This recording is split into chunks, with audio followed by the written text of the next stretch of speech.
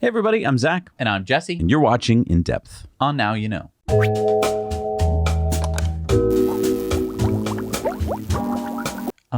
What are you doing now? Oh, sorry. I didn't see you there.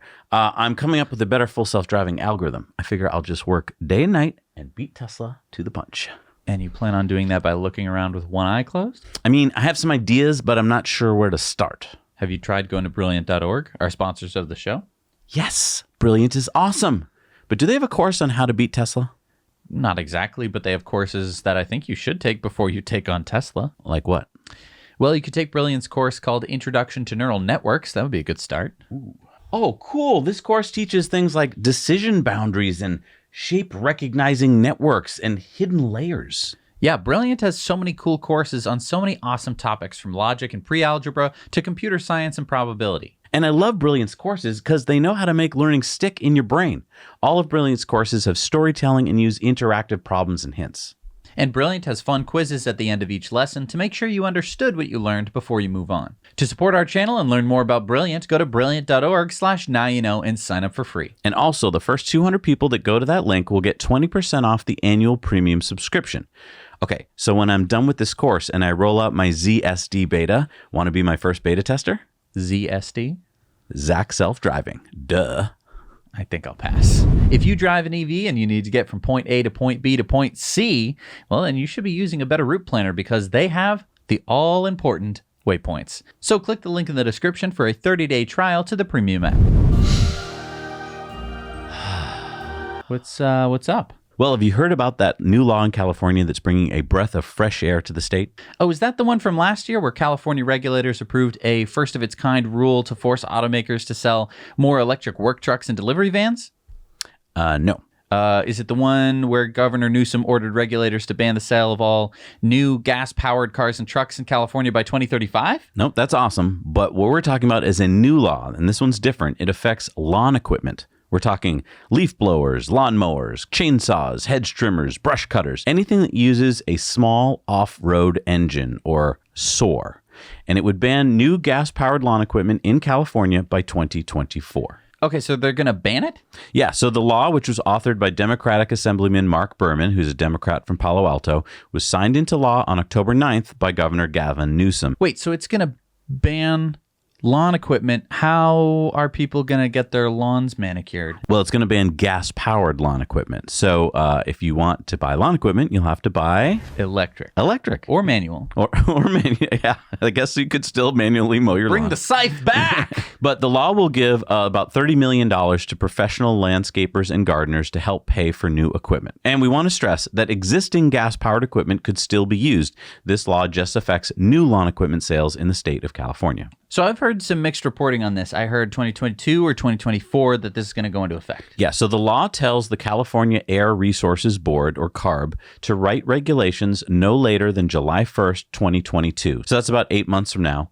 And that will bring a new ban on SOARs that will go into effect on January 1st of 2024 if they feel it's feasible. Why wouldn't it be feasible? Well, my guess is that there will be some groups that will push back at the open meetings of CARB, saying that 2024 may not give enough time for manufacturers to make enough electric leaf blowers and lawnmowers. So I don't really understand the big deal about this law. Was someone outside of Mark Berman's home, like with a leaf blower constantly, and he's just like, I'm going to pass a law against that. Oh, I hate it. Maybe, but I think it goes bigger than that. Okay. All right, so let's look at the big picture here. There are 16.7 million small engines in California and about 13 million cars. This gives you some idea of how many of these small engines there are in California. Okay. And 1 hour of leaf blowing equals the emissions of 1,100 miles driven in the average car, so like a 2017 Toyota Camry. 1 hour of leaf blowing equals driving that car 1,100 miles. Well, okay. How is that even possible? Well, that's because, as we're going to talk about in the show, small engines are dirty. Small engines emit more nitrous oxide and reactive organic gases than light-duty vehicles do. So every day in California, small engines emit 16.8 tons of nitrous oxide and 125 tons of reactive organic gases. Okay, now that sounds big. I'm trying to figure out the scale of this, though. Like, okay, you know, I know that like you might have a leaf blower and maybe it's sitting in the garage. and you might use it from time to time, or you have your lawnmower and you might use it once a week. But then I also know that there's landscaping companies, so I can't really wrap my head around this. Can you help me with Yeah, so let's look at these numbers extrapolated, right? So there are about 55,000 landscape companies in California and over 133,000 landscape employees. that are registered in California? That are registered, exactly. Okay. So assuming that California landscapers own about 1 million pieces of equipment, that's what we estimated they own. We did some back of the napkin math, and the small engines emissions in California are equivalent to over 1 trillion miles driven in cars every year just in California. That sounds like a lot. It is. Let me put that in perspective. Okay. Californians drove 340 billion miles last year in their cars. So that would be like if California had 3 times more cars on the road emitting pollution. Or it'd be like if there were 3 more Californias all pumping their car exhaust into the real California every year. Right. And this is why you can see this is a big deal. Wow. I mean, I hadn't really thought about it. I mean, if you think about lawn equipment, you're just thinking of like, it's small. Like, it's not that big, so you might think that the impact of it isn't that large. But here's the problem I'm having with this law. Okay. If I'm a landscaping company and I got to now quickly like start thinking about replacing all my equipment because, equipment breaks and by 2024, I'm going to have to buy non-gas powered equipment. Let's just talk about like backpack leaf blowers. That's like the staple of landscaping companies.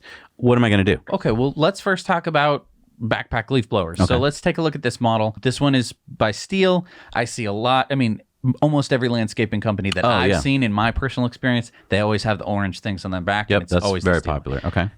So I did some research. These weigh 22 pounds. 22 pounds. Okay.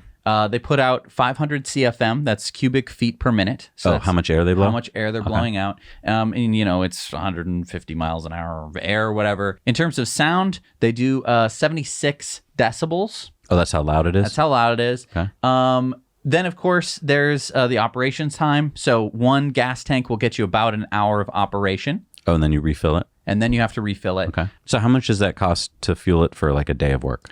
So let's say that you were going to run it all day long, which might not be that, Like, you mean 8 hours? Like an hour like day. an 8-hour day. I know that you probably aren't going to do that, but let's just so we have some metric. Okay. So it uses about 0.45 gallons an hour. So half a gallon an hour. That's the one tank. Okay. So we're talking about 3.6 gallons in a day. Okay. In California, the price of gas is on average $4.44 a gallon. Okay.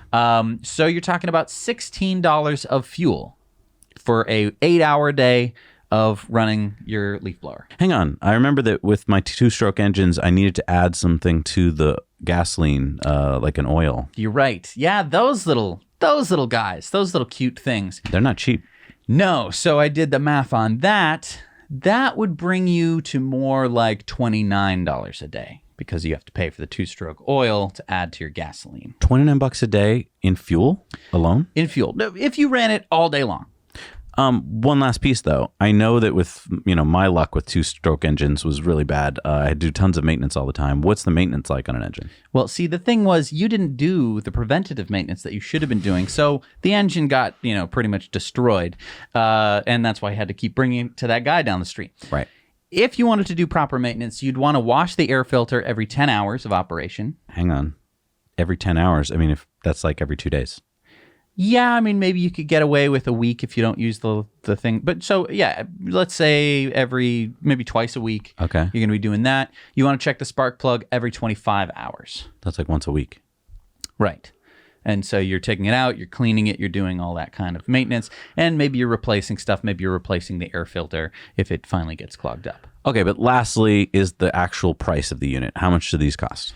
This one in particular is $429. All right, so we know how much this one costs and everything, and we know everything about it, but I need to replace this with an electric one. All I've seen are like the handheld ones. That's not going to cut it, I don't think, for most landscapers. Well, no, I mean, you're not really marketed to because you're a consumer, so you aren't really marketed to the other things. So, I mean, take your pick. Do you want a Husqvarna? Oh, wait, those are electric? Yeah. So you could get, Cobalt. I guess that's the Lowe's brand. And, there's Ryobi. Let's just choose the Ego for out of example. All right. So let's see. The gas-powered model was 500 CFM. What is this one? 600. Wait, it's more? I can blow more? More power coming out of the electric one. Okay, but it's got a lot of batteries, so it must weigh a ton. Weighs 12 pounds. Wait, you said the other one weighed 22 pounds. Yeah, weighs 10 pounds lighter with the battery installed. All right, but I got you. How long does it run? Oh, on a charge? Yeah. 3 hours. Okay, well, there you go. You can't use it. I'm a landscaping company. I got to use this all day. Oh, no, you can replace the battery. So, I mean, if you bought this and you also bought like a weed whacker that also comes with a battery, or a strimmer for Brits, that would mean that you'd have interchangeable batteries. You'd be using one and you'd be charging the other one. And then when that one's depleted, you'd put in the charge. Oh, wait, so in the 3 hours that I'm using this up, it would take about 3 hours to charge, so I just keep swapping them out. You just keep swapping them out. Oh, so I can go all day. I can go as long as I want. Right. And I mean, a lot of these batteries right now, like if you buy just the battery, it's way overpriced. But if you buy it with a tool, it's usually like there's no cost added for the battery, which is weird. But basically, if you were buying a set of tools all within one brand, all the batteries would be compatible with each other and you'd be able to interchange them. Okay, how loud is it? 64 decibels. So that's over 10 times quieter than the gas one. And is it like electric cars? Because it's electric, I don't have to do any maintenance to it? Right. There's no air filter to change. There's no spark plug to look at. You're just literally pulling the battery out, putting it back in because you're charging the battery. That's it. Okay, but I have to charge the battery. There's some cost there. Don't just overlook that. I have to plug it into the wall. How much does that cost every day? Okay, so the battery is about 420 watt hours. So let's say that the 3 hours that I gave you was wrong. Let's say that the battery only lasts 2 hours. That would mean that you'd be charging up 4 batteries a day. That would put you at around 2 kilowatt hours for an 8-hour day of constant work. How much does it cost? 40 cents. No, I said to charge it all day. Right, 40 cents for the whole day for 8 hours of continuous running. No, because you just said it was $29 to do the gas powered. So I want to know how much it costs to fill up the electric. Right, if we're talking electrons, that's what I'm talking. you're paying for. Yeah, so how much? 40 cents. No, but you said it was $29 for the other one. Right. It's 40 cents for this because electricity is so efficient. Wait, what? So, okay, let's say, for example, that you think that the charger itself that's going to be charging the battery, let's say that you think that it's 50% efficient.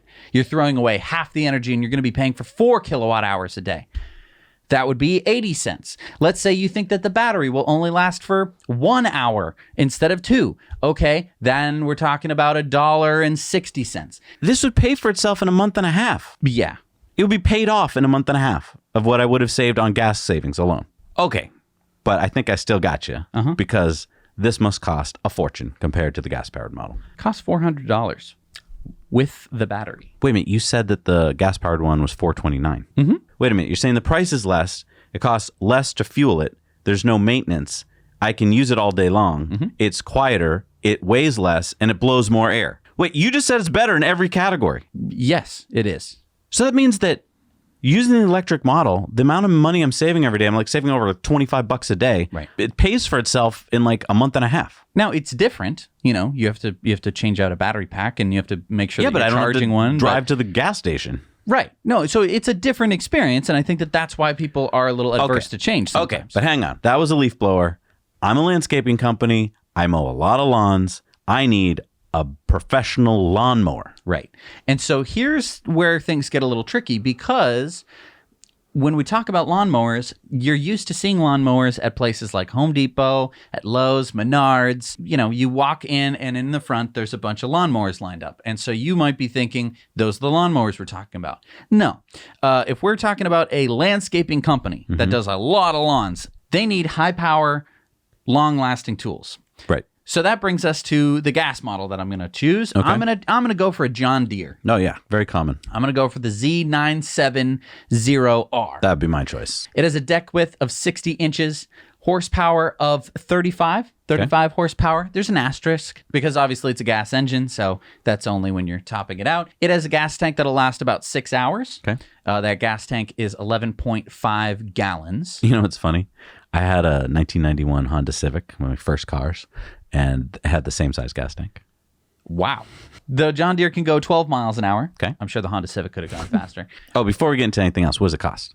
Oh, $17,579. I mean, Now, this is why you're saying, like, don't compare it to what you see in Home Depot. This is a high-priced commercial machine that right. lasts a long time. The tough part here is you need to go to like a dealer to buy one of these. Right. It's Because not, these run every day, all day. You're Right. buying a piece of equipment. This is not consumer grade. Right. Everything here that you're looking at is like metal. All right, so how much does this thing cost to fill up the tank.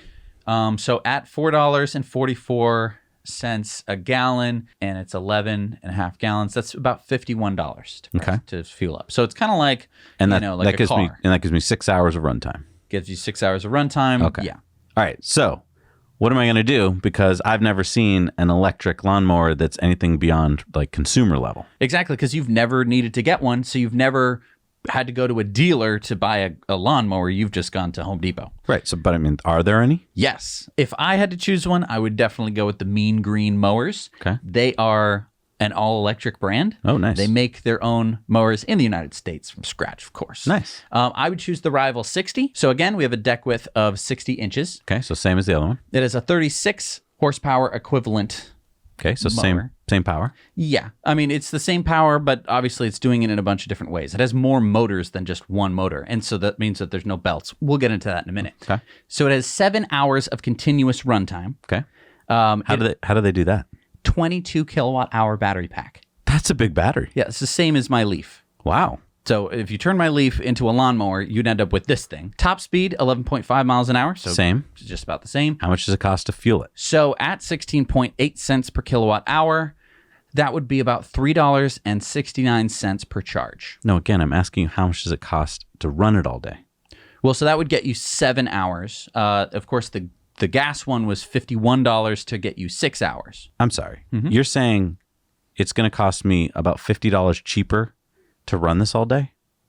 Maybe $49, $48. Yeah. Okay, but this thing must cost a fortune. The price is higher. It's $23,000. Gotcha. See? It's higher. The other one was only $17,500. Right, but as you were just talking about with fuel cost, if you look into the return on investment, you break even in 400 hours. Wait, I run this for 400 hours and now it's costing me the same as the gas-powered model? Yeah, and you're saving every hour after that. And that's before you even factor in maintenance. Oh, right, because the gas-powered model needs constant maintenance. And that's before you factor in that you now have happier customers. You What? can go to your customer and you can say, hey, I have an electric lawnmower, which is way quieter. Oh, I can start earlier and go later. You can do that. You can also say, hey, we're good for the environment. We're not going to stink up your house when we're driving around. You're going to be able to go outside and have lunch while we're cutting the grass. Right. We're not going to be bothering you that much. And if you factor in those two considerations, you could break even in as little as 3 months. And again, every day after that, you're saving almost $50 a day. But you know what? When it comes to maintenance on gas-powered equipment, you don't have to take our word for it. Here's an expert we know who makes his living with chainsaws and lawnmowers and leaf blowers. Tell us about maintenance on your machines. You've got chainsaws and all that. Tell me about just maintenance on your chainsaws. It's a never-ending battle doing the maintenance on chainsaws. You got to talk about your carburetors, you got to talk about your fuel filters, you got to talk about what kind of gas you're putting in there. Nothing with ethanol whatsoever. Big no-no. You want the high-test jet fuel. You want that running right and tight at all times. So how often do you have to send your chainsaw in for maintenance? Geez, well, if you don't maintain it, probably every 6 months, give or take. And what's that cost generally on one machine? Depends on the severity of the wear and tear. If you're not taking care of it, most of the time they tell you to throw it out and buy a new one. It's consumer. Just keep taking it all in. How about lawnmowers? How often do those have to be maintained? Try and stay on top of that like a car every X amount of hours. In my industry, I try and stay on top of it once a month. It's super crucial since it's my livelihood. So once again, it goes back to those fuel filters, those oil filters, those spark plugs. Stay on top of it. The gas these days, it's getting more and more corn-fed. A lot of ethanol. It just makes it run like dog. So you run a pretty normal-sized landscaping company. What would you say you're spending on maintenance in terms of time and money every year? If you stay on top of it, it'll take 5-10% of pay out of you. If you're not staying on top of it, it'll take 20-30. You're swapping in and out. If I'm hauling and getting things done and I don't have the time to do maintenance, it gets expensive. It's the pros with the cons, or it's the cons with the pros, I should say, of business. Money takes money to make. I want to talk about some of the unmeasurable benefits of going electric because I think we just talked about some, the money aspect, but there's these other benefits. And the first one I want to talk about is decibels. So you had a lot of great stats that we just talked about, and one of them was decibels, and that's how loud something is. It's easy to look at the number and say that electric is better because it has a lower number. But many people don't know this. But I was a sound engineer for many years, and decibels is one of the least understood numbering systems that I've ever heard. To me, it's right up there with the Dewey Decimal System and the Richter scale. And I've lived through thousands of earthquakes. In fact, after the Northridge, California quake of 94, I experienced so many aftershocks that I used to call out the number after each aftershock, and I got quite good at it. But most people don't know the difference between, a 5.4 earthquake and a 6.4. But that difference of 1 on the Richter scale makes a heck of a difference. Same thing with decibels. 64 decibels is us talking here. 75 decibels is the number that Steel rated for their gas leaf blower, but that's at a distance of 50 feet from the unit. Right. Many top brand gas-powered backpack leaf blowers tested by Pro Tool Reviews are between 101 and 104 decibels at the operator's ear. Now, again, it's a logarithmic scale. I just said a word and you probably don't know what it means. It means that every time you go up by 10, you are doubling how loud it is. So if I go from 10, which is almost silent, up to 20, it's twice as loud. But it was already pretty quiet to begin with. If I go from 64, which is me talking right now, and I double it, that's really freaking loud. And I don't even think I hit 75. No, I don't think because that's, again, a leaf blower Right. at 50 feet away. Right. Now you're talking about 101. At the operator's ear. That's 4 times as loud as a conversation. And so 101 to 104, that's rock concert level. So imagine that now you go out to work today to leaf blow for 4 hours, 6 hours, 8 hours, and it's like being at a rock concert for the entire time. It's like having Kiss on your back. Right.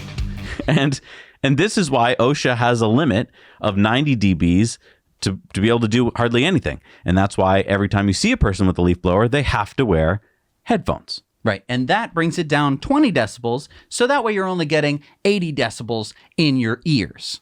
Now, we switched to an Ego electric lawnmower about 3 years ago. You can see our review of it right here. But let me tell you, just from a sound perspective, it is a game changer. I can make phone calls while mowing the lawn.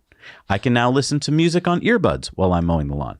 Except for the sound of the blade cutting the grass, it's practically silent. I can mow at any time of the day or night without bothering anyone in my house or any of my neighbors. With us switching to electric lawn gear, this means that the operators can actually start enjoying their work a little bit more and still retain their hearing and their sanity. Because, let's be honest, having the constant loud sound of engine noise in your ear for hours every day is stressful.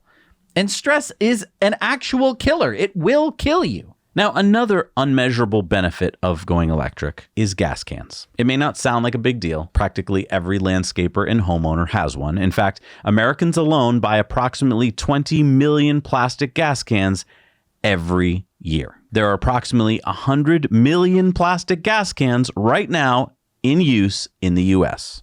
Gas cans. This is a benefit. We're going to get rid of gas cans. That's going to be better. Well, yeah. I mean, electric lawn equipment doesn't need gas cans. So what? Why is that awesome? Well, for one thing, you don't have to go to the gas station and fill them up all the time. I know it sounds like a little thing, but it's time out of your day, right? I mean, homeowners, let's be honest. Driving home from the gas station with a gas can in the car is a smelly affair. Your hands, your car, yuck. Really? So you're worried about stinky gas cans in your car? That's your big argument? It's not my big argument. It's just my first argument. According to the Consumer Product Safety Commission, there are approximately 1 death and 100 emergency room visits every year in the U.S. due to flashback explosions occurring while pouring gas in and out of gas cans. That's just flashback explosions. And that's just where there's either a death or an emergency room visit. That's not, oh, honey, I blew myself up. Go lay on that couch, Harold. I'll get you some tea. That's not counting that. That's like, I blew up and now I need to go to the emergency room. And that's just flashback explosions. Now, my next argument is according to the National Fire Protection Association, in the U.S., approximately 800 gasoline fires occur in homes every year, killing over 36 people and causing $35 million in property damage. Most of those fires occurred from fuel spills or when gasoline was stored too close to heat sources. Again, gas cans. Oh, and over 17 million gallons of gasoline are spilled each year refueling lawn and garden equipment, more oil than was spilled by the Exxon Valdez. So my little argument sounds so little anymore? So this is like the true drop in the buckets kind of thing where, yeah, every American putting gas in their mower and, oh, I've spilled a little bit, whatever. You add that all up, and it's worse than a oil spill Every year. every year, Every year. and all the houses burning down, and all the explosions, All the deaths. not to mention all the gasoline that you get on your hands and probably gives you cancer. Great. Okay, well, enough of this earthy, crunchy, touchy-feely kind of stuff. Deaths. Okay. Whatever. How about the actual measurable benefits of going electric with lawn equipment? Okay. Well, according to the EPA, the Environmental Protection Agency, one gas lawnmower spews 88 pounds of CO2 and 34 pounds of other pollutants into the atmosphere every year. So every weekend, about 54 million Americans mow their lawns using 800 million gallons of gas per year. Now, that's less than 1% of all the gas burned in cars in the U.S., but because these engines are so dirty, according to the EPA, gas mowers, just gas mowers, represent 5% of U.S. air pollution. How? No. Stop. They must be lying. Who, the EPA? Yeah, that can't be. You put the gas, it's the same amount of fuel going into the. How do you have 5 times the pollution? Okay, well, new cars have increasingly more stringent regulations about how much pollution they can emit, right? Auto manufacturers are supposed to, yes, I'm talking to you, Volkswagen, install technologies and controls like catalytic converters that limit the amount of pollutants coming out of the tailpipe. Because let's not forget, an internal combustion engine is combusting or exploding gasoline thousands of times per minute. Boom, boom, boom. And each explosion has to vent that exploded gas out the tailpipe. But with small engines like your lawnmower, that exploded gas just comes right out the side and into your face. All right, there's no catalytic converter that it goes into. Nope. So, I mean, when you see that little puff of smoke, what are we talking about here? They're pumping out all sorts of dangerous pollutants into our air. Benzene, which is carcinogenic. Carbon monoxide, that's just a poisonous gas. Oh, okay. Nitrous oxide. Hydrocarbons. And particulate matter, which we talk a lot about on this show. Even if you don't care about the health of our planet, you should care about particulate matter.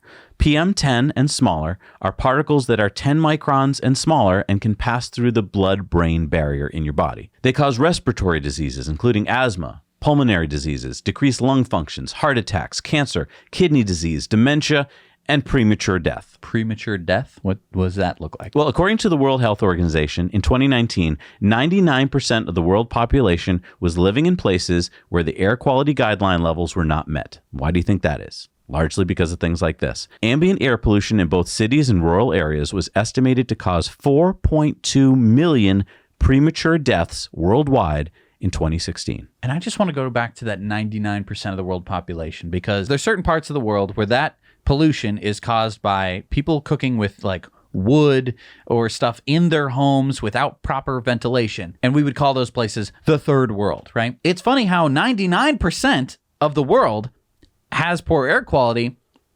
What's the first world running into? Oh, well, we have guys outside of our house leaf blowing and stuff like that, causing air pollution, which is making us just as sick as the people who are cooking with wood inside their houses. Exactly. But I'm sure that a lot of people will complain, big government is controlling our freedoms. But remember, for decades, government has done nothing to stop people from buying these super polluting small engines. Government's job is to protect us. And now we finally have the technology, electric lawn equipment, to replace these gas-powered machines with clean ones. It's your job to embrace this new technology and help spread the word on why California's new law is important. Because what happens in California usually spreads to other states across the United States and can then affect what happens in other countries around the world. Now, for those of you who are worried that this is just going to lead to more bans and legislation in certain states and countries, factor in what we just told you about running like that lawnmower. The savings are going to be enormous. So for those landscapers who have old machinery and are going to need to buy new machinery in like 2024, they're going to have to buy an electric version. And they might start to realize the benefits of electric. And they're going to start telling their buddies on the East Coast, in the Midwest, in other countries around the world, hey, you should really try out this electric lawnmower. I'm saving so much money, I could hire a new guy. It's an insane amount of money that you're spending just burning fuel. Right. It's like $10 an hour in gas to run one of those large lawnmowers. Right. Compared to cents. A lot of your time is spent going to the gas station and filling up, containers of gas that you then have to store places and keep track of, when that'll all go away as well. Right. Oh, that's the 2-stroke gas. That's the stuff that's going to go in my engine. that can get confusing. If you screw that up, now you have lost time. You have to fix that stuff. All the maintenance you got to keep track of. I mean, you can't take on that next job tomorrow because you got to work on your lawnmower first. And on top of that, we're going to have more companies competing to bring down the price, to increase features.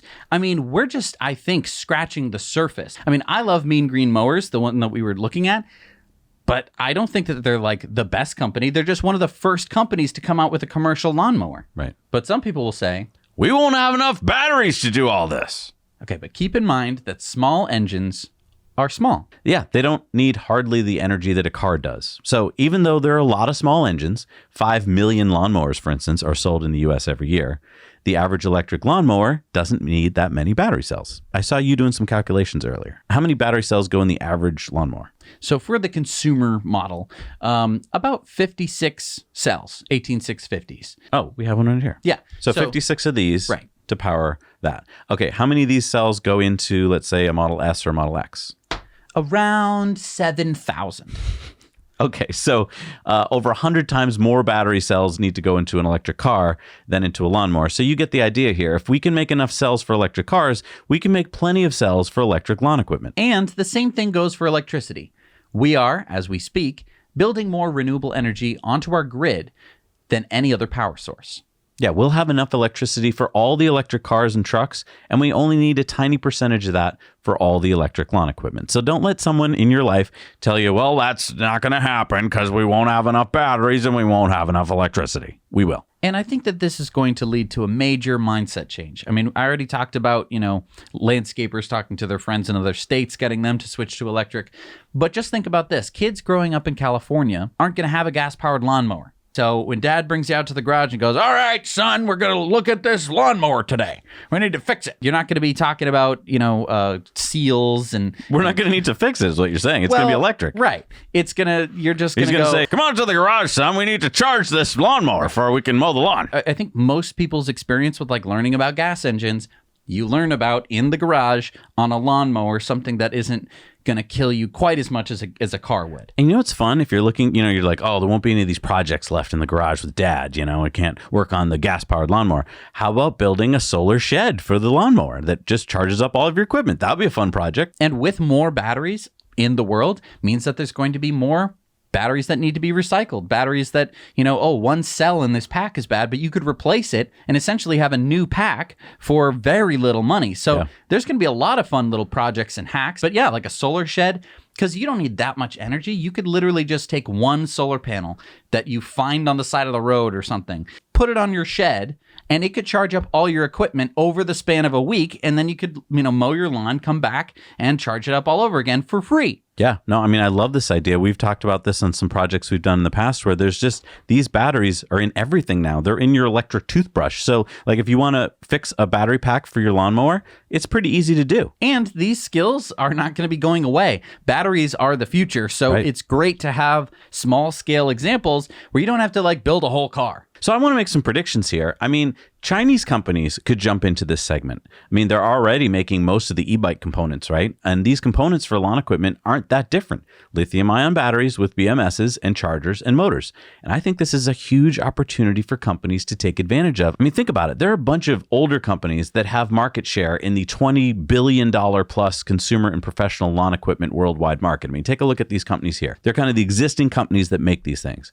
But most of their equipment is powered by gas engines, which are made by these companies. Yeah, I mean, just like Mean Green Mowers, you could start a company where you take a bunch of components and make a mower. It's so much more efficient. I mean, we've had some of our viewers who have converted gas lawnmowers to electric, and they've shown that it's more than 10 times more efficient to have an electric one. Right. If we're talking about energy, I mean, a gallon of gas has 2.2 kilowatt hours of energy in it. So a battery that has less than a quarter of that can do way more work than that gallon of gas. Right, because most of that gas's energy gets wasted in heat. Or sound. Right. So those two things that you do not want to have suddenly aren't there. So instead of having to wear hearing protection, you don't. And now the work is just being done quietly. Right. And I mean, imagine how much cleaner the air in California is going to be soon. I mean, remember, 3 less Californias of cars driving there every year. So, I mean, 2024, I know it won't change overnight. It's not going to replace all of those. But gas-powered engines, these small ones, don't last forever. And so I'm guessing that by about the end of this decade, we're going to be having in California a whole lot cleaner air. But let's talk about beyond California. It's up to you, the residents of the 49 other states and the dozens of other countries, to say to your lawmakers, I want what California has.